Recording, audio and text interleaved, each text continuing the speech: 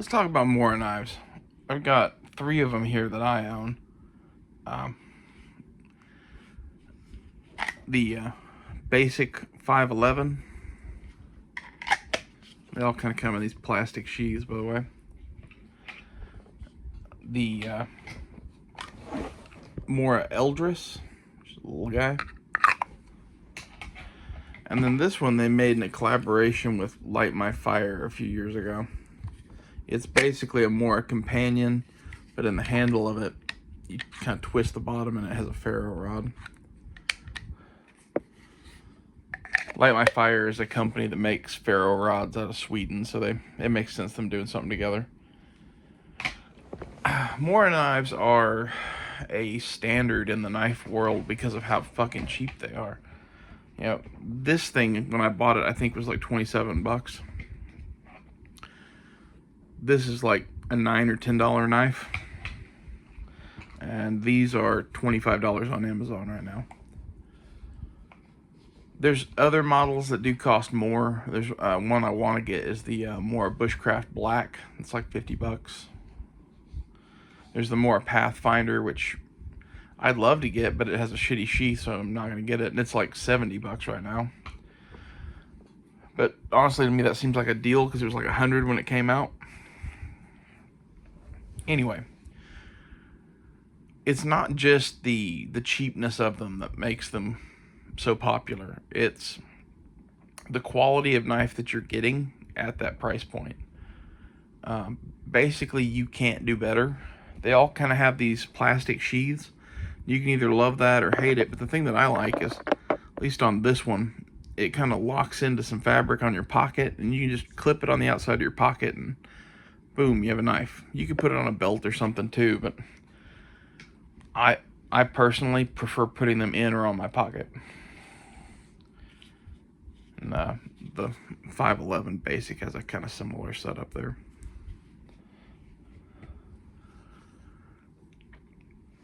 They're really pretty excellent little knives. It depends on what you're doing, but for wood carving, bushcrafting stuff, they're excellent.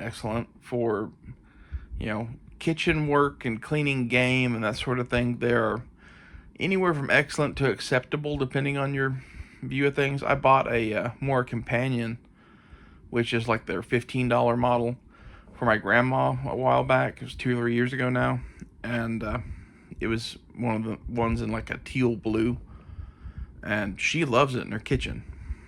So I personally don't use Mora knives in the kitchen, but my grandma does. She uses it constantly. Like, as soon as I gave it to her, she was like, this is a pretty cool little knife. And I was thinking she just, would stick it in the utility drawer and have something to cut things with when she needed it. She's the sort of person that has a bunch of dull kitchen knives, and maybe somewhere she's got like a little Swiss Army knife classic buried in a junk drawer or something like that, but she doesn't really have any other knives. And Mora knife was the sharpest knife in her kitchen, so she just kind of fell in love with it.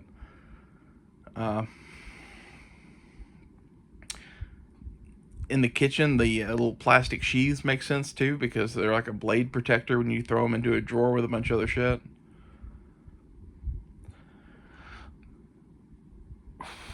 When it comes to like a fishing box kind of knife, I think that makes sense for that too. They're not really a fillet blade, but if you're like gutting fish, that makes sense for that. That makes sense for cutting lines. They have about 1 billion fucking uses. They're one of my personal favorite knife brands. I want to get more Mora knives than I have now, but and I've got other priorities at the moment, and it's one of those that, oh man, I can just always get one of those. And I tend to do that with stuff. That, like, I put it off, and then eventually they stop making the thing I want. But Mora's not one of those companies. They pretty much invest a lot of time and money into a model and make it forever. One of the Mora knives I'd like to get is one of their wooden handled models that's like a classic. They still make those, and they're a little expensive now. They're like 32 bucks. The first one of those I ever had was $15. So So I'm not sure why they doubled in price, but they have. At least they still make them.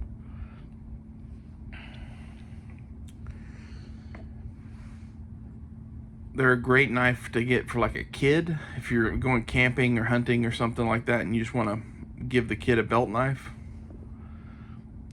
Mora Companion at $15 is a cheap investment into a kid's toolkit and future abilities and whatever. Teach him to use it, and it's a sharp enough knife that I wouldn't just give it to a kid without any instruction.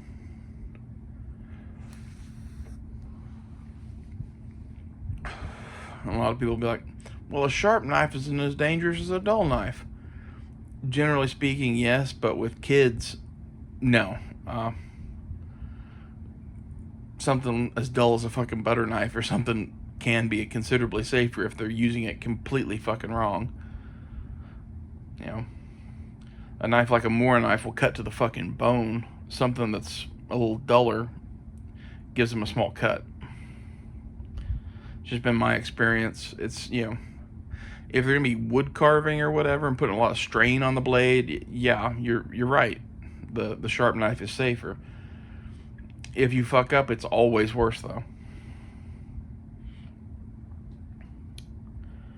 And Mora knives tend to be like razor blades, so your kid will learn fast, I guess, but it's one of those things. There's trade-offs and downsides with everything. Personally, the first two knives I'd get a kid would be a Mora knife and a Swiss Army knife. They're relatively affordable. They're very good quality. One's a pocket knife, one's a fixed blade. And as a gift for people, I think Mora knives make a lot of sense, especially some of like their mid-priced models, like the classic, like I was saying, is $32. The Cans Bowl, I believe it's called, is around that $30 point. The Mora Bushcraft Black is around $50. I wouldn't get someone a more basic 511 as a birthday present or something, probably. I've given Mora Companions as birthday presents numerous times, though. They're only $15, but I consider them to be a much better knife than the standard 511 one. They're just a little bit nicer in every way. If you're only going to get one Mora knife, I'd either get the Eldris because it's a cool size, or a Mora Companion probably because it's cheap and it's the Mora knife people think of.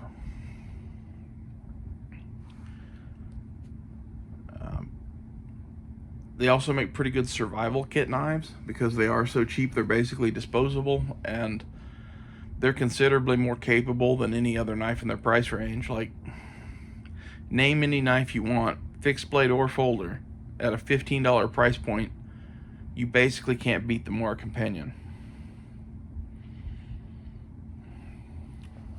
Which is, looks a little bit like this one.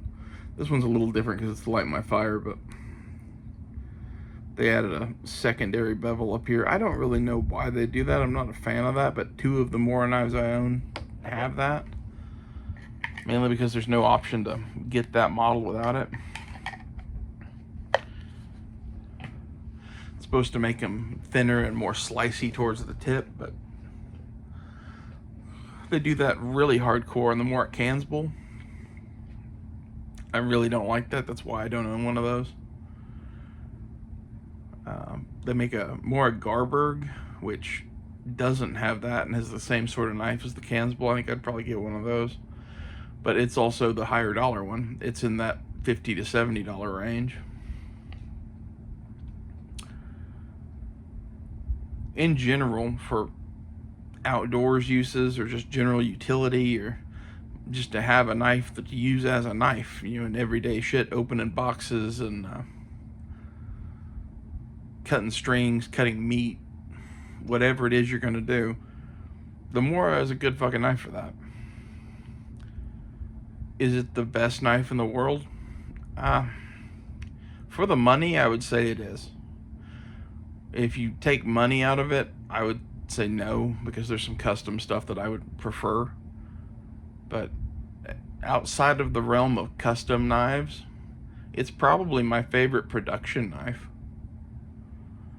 That's price considered again. There's some production stuff that gets into that, we're doing semi-custom features on production knives, okay? Like, I'm gonna like those more probably.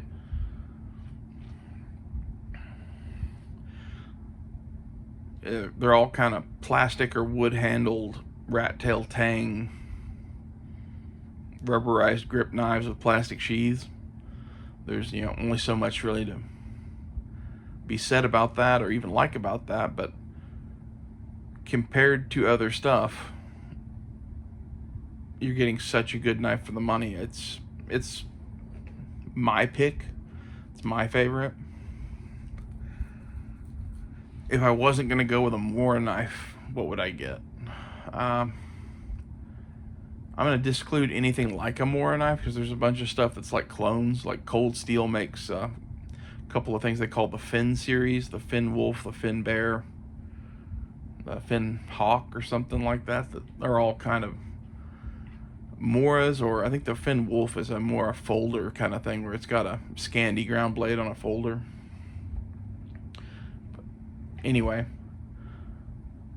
avoiding those knives, the next production knife that I'd really be into would be, I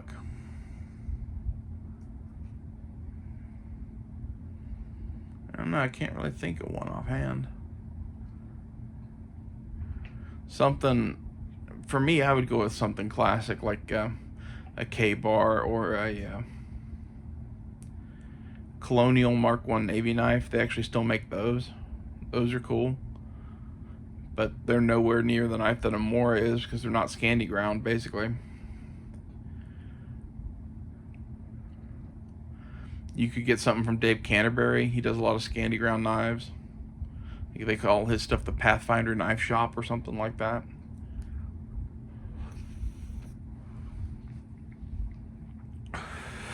It'd be hard for me to pick a replacement for a Mora knife that isn't a Mora knife, or even styled remotely like it, Yeah. I vape spit on me. Hate it when they fucking do that.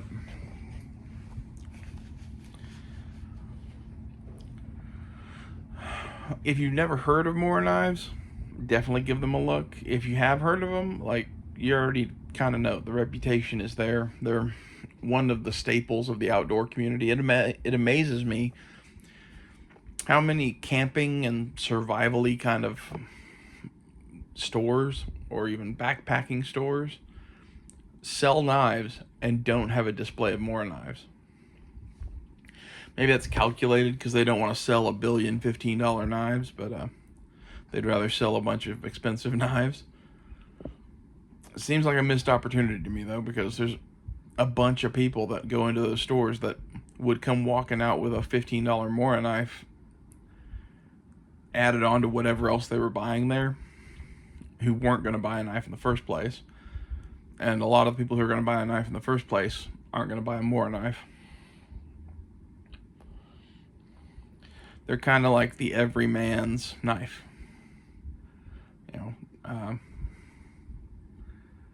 To compare it to folders, Mora is kind of like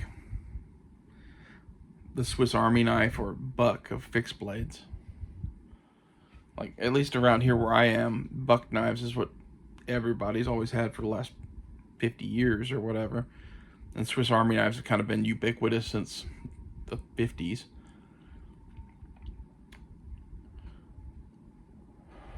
But when it comes to something fixed blade, they either don't have one at all. They have a fixed blade buck knife, like a buck, was it 119 special or whatever it's called? Or they have a Mora knife. Or some other bullshit they bought at Walmart that's just useless. Not that all of them are useless, but there's plenty of shit that you can buy in a Walmart knife section that's useless. I just did a video on that. And that's the other thing, is now you can find Mora knives at Walmart. So, if you've got a Walmart near you and you want a Mora knife, that might be a good thing to go check out. I haven't seen that for myself, I just heard that. As far as a survival knife goes, if you're in the camp of tiny knife, there's a hell of a lot of people that subscribe to that camp, and there's a hell of a lot of people in that camp that buy Mora knives and Mora knives only. Whether they're on a budget or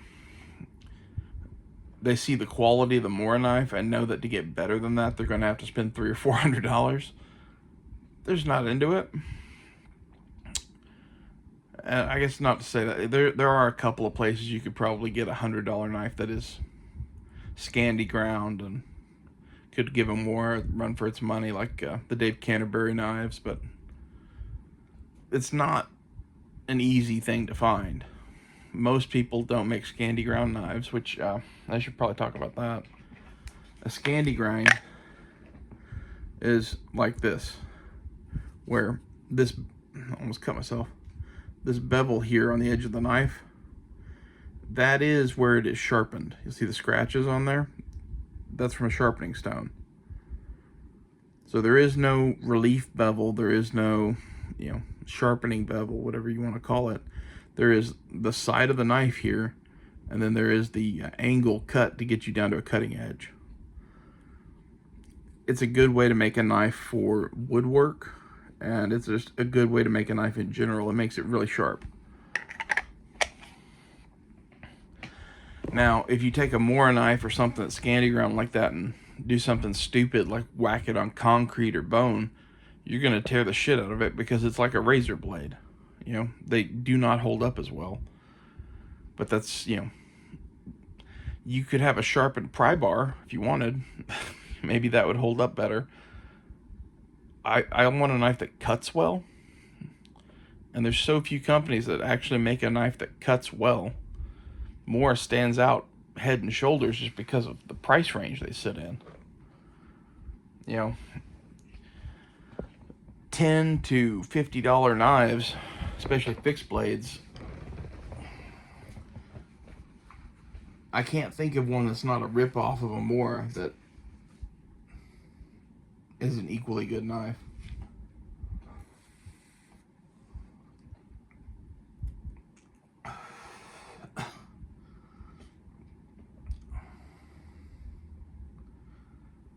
There's maybe some cold steel stuff that is in that range that you might buy. All of the buck knives are more than that. And not that buck knives are the greatest in the world, they're just kind of ubiquitous and decent enough quality. If you buy something like a Spyderco or Benchmade fixed blade, you're talking probably $150 to $200, and most of the time, in my opinion, they don't cut as well as Mora knives. The Pathfinder knives, you're talking $100, $150, $200, somewhere in there. Most of them come without a sheath, so you have to buy that separate. That's an acceptable price range of a knife, but it's hard to compare that to $15. And if you're on a budget, or if someone gives you a budget of, hey, you have $100 to buy equipment for something or whatever, Mora is like the first thing on my list as far as knives go. I'd be happy with a Mora companion and some sort of multi-tool as the only knives I owned. And you can't say that about many knives. So it's a glowing review of Mora. If you don't have a Mora knife, go buy a Mora companion. You can get a Mora companion in carbon steel right now on Amazon for $14. The one I found was in OD green, but they probably have other colors. If you're willing to go stainless, they have a bunch of colors, because I don't know why. Apparently no one likes the carbon steel ones. Okay.